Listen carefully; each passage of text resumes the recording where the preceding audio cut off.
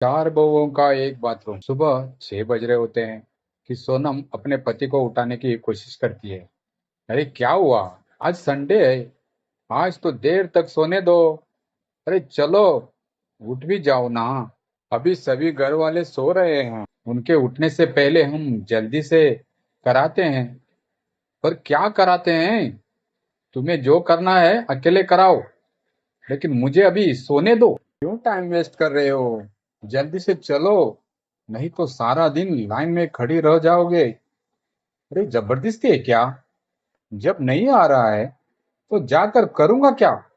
अब तुम निकलो यहाँ से और मुझे सोने दो। ओहो, अगर इनके चक्कर में रही तो मैं भी पेट पकड़कर बैठी रह जाऊंगी। इसके बाद सोनम पेट पकड़ते हुए वहां से अपने कमरे से बाहर निकलकर बाथरूम की ओर जाती है। तो दोनों जेठानियां और छोटी देवरानी पहले से बाथरूम के बाहर खड़ी होती है। अरे यार, लेट हो गई और जल्दी उठना चाहिए था। सोनम को देखकर उसकी देवरानी कहती है, आओ दीदी, जल्दी से आकर लाइन में लग जाओ। पर अगर तुम सब बाहर है तो फिर टॉयलेट में कौन है? और कौन होगा, मम्मी जी की सिवा? सोनम जोर जोर से दरवाजा पीटने लगती है।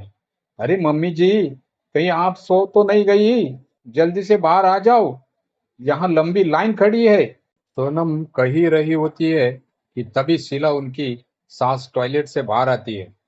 उसके बाहर आते ही मजली बहू पेट पकड़कर पीछे हट जाती है और लाइन तोड़कर टॉयलेट में घुस जाती है। ये सब देखकर बाकी सब हैरान रह जाते हैं। तभी घर की बड़ी बहू जोश भरते हुए कहती है, पूनम की बच्ची, जल्दी से बाहर निकल। मेरा नंबर है तो तुम कहां से बीच में घुस गई? निकल, निकल जल्दी। तभी सास कहती है, अरे क्यों दरवाजा पीट रही हो? उसको तोड़कर ही मानेगी क्या? जब वो अंदर गई है तो पेट की गंदगी निकाल कर बाहर निकलेगी ना। जब मैं अंदर थी तब तुम में से कोई दरवाजा पीट रहा था। तुम सब जानती हो ना, बुजुर्ग लोगों को कब्ज की शिकायत रहती है। अगर आपको कब्ज की शिकायत रहती है, सुबह जल्दी उठकर फ्रेश हो जाया कीजिए। आपकी कब्ज के चक्कर में तो हम लोग के पेट के बुलबुले उड़ते पड़ते हैं। ये सब बातें छोड़ो। मम्मी जी, अब ये बात बताओ कि कब तक हम ऐसे टॉयलेट में जाते रहेंगे? उम्र भर ऐसे ही जाना होगा। क्या मतलब? मतलब ये कि शुक्र मनाओ, तुम लोगों को एक टॉयलेट तो नसीब हुआ है। हम तो अपने गांव में खुले में शौच जाते थे, और खुले में जो जाने का मजा है। ओए होए होए होए। इतना कहते ही शीला जी चुप हो जाती है। मम्मी जी, आपकी इतनी सारी बहुएं हैं, आपको दो टॉयलेट तो बनवाना ही चाहिए था ना। आई बड़ी दो टॉयलेट वाली। ये घर है, ये कोई तेरा बाप का होटल नहीं जो दो दो टॉयलेट चाहिए तुम्हें। मम्मी जी, पर ऐसे यहाँ लाइन लगी है, न कि किसी के घर का टॉयलेट नहीं, बल्कि किसी का सुलभ शौचालय मालूम होता है। बात चली रही थी कि तभी बाहर खड़ी राखी गैस छोड़ती है। उसकी बदबू से बाहर खड़ी सभी अपनी नाक पर हाथ रख लेते हैं।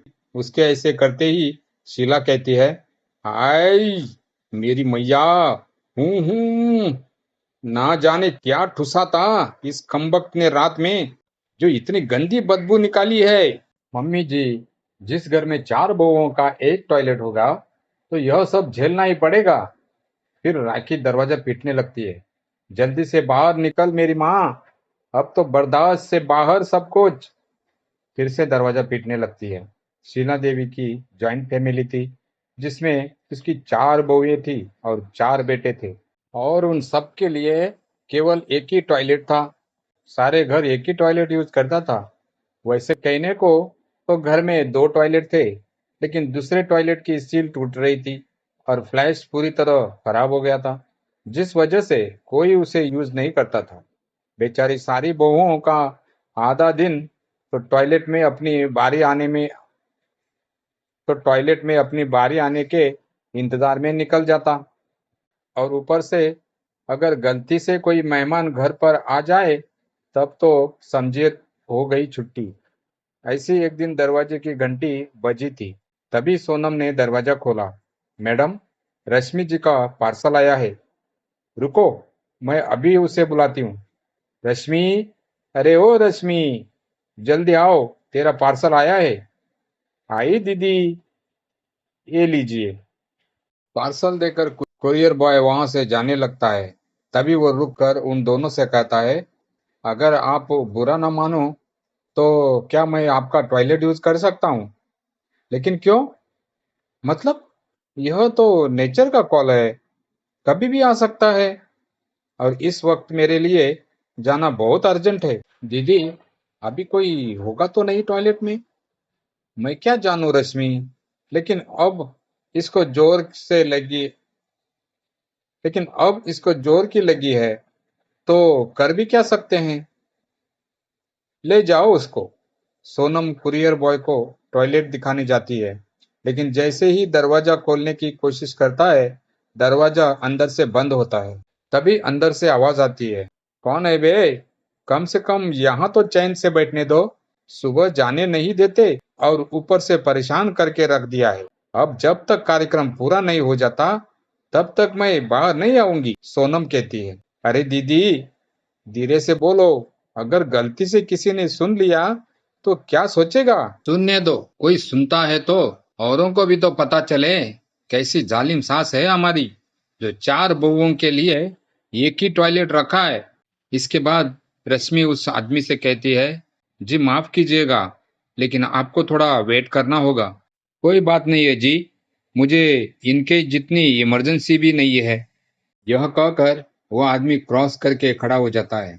लेकिन काफी देर इंतजार करने के बाद भी जब राखी बाहर नहीं आती, तो वह आदमी जल्दी से वहां से निकलने लगता है कि तभी रश्मि पीछे से आवाज देते हुए कहती है, रुकिए तो आप, काम पूरा करके जाइए।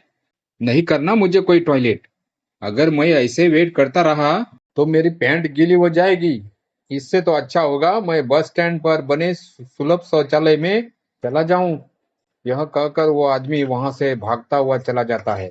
रश्मि अपना सर पकड़कर बैठ जाती है। कुछ महीने बीतते चले गए, लेकिन टॉयलेट की समस्या जो की त्यों बनी रहती है। एक शाम जब शीला घूमने गई होती है, तभी चारों बहुएं बैठकर परेशानी का हल ढूंढने का विषय में चर्चा करती हैं। हे भगवान, क्या दिन आ गए, हमारी जो सास की चुगली छोड़कर टॉयलेट पर चर्चा करने बैठ गए हैं। हमारी सासू माँ का किया धरा है ये। वो सब तो ठीक है, लेकिन अब यह सोचो कि कैसे हम अपनी सास को दूसरा टॉयलेट भी ठीक करने के लिए मनाएं। ऐसे तो हमें कोई तरकीब सोचनी पड़ेगी, जिससे सांप भी मर जाए और लाठी भी न टूटे। वैसे मेरे पास एक आइडिया है, क्यों ना हम में से एक का पेट खराब कर दिया जाए, जिससे सारा दिन उसका टॉयलेट में ही बीते। जब मम्मी जी को टॉयलेट यूज करने नहीं मिलेगा, तभी उन्हें दूसरे टॉयलेट की अहमियत समझ में आएगी। वो तो ठीक है, पर किसका पेट खराब करें? तू अपना कर ले, मैं पहले जमाल गोटा दे ही देती हूँ। वाह जी वाह, ये क्या बात हुई? मान न मान, मैं तेरा मेहमान। अगर मुझे टॉयलेट में जगह न मिली तो मेरा तो हो जाएगा वही काम तमाम। ऐसा करो, आपका आइडिया है, आप अपने आजमा कर देखना इसे। ना बाबा ना। ओफो, हम सब क्यों अपना पेट खराब करें? जिसकी वजह से ये परेशानी हो रही है, उन्हीं का पेट खराब करते हैं। अभी तो सांस होने का फायदा उठाकर वो हमसे पहले टॉयलेट चली जाती है। हाँ, ये अच्छा आइडिया है। उसी शाम अपने प्लान के अनुसार वो चारों अपनी सास के खाने में जमाल गोटा मिला देती हैं। खाना होने के कुछ देर बाद शीला के पेट में गड़बड़ शुरू हो जाती है और वह भागते हुए टॉयलेट की तरफ जाने लगती है।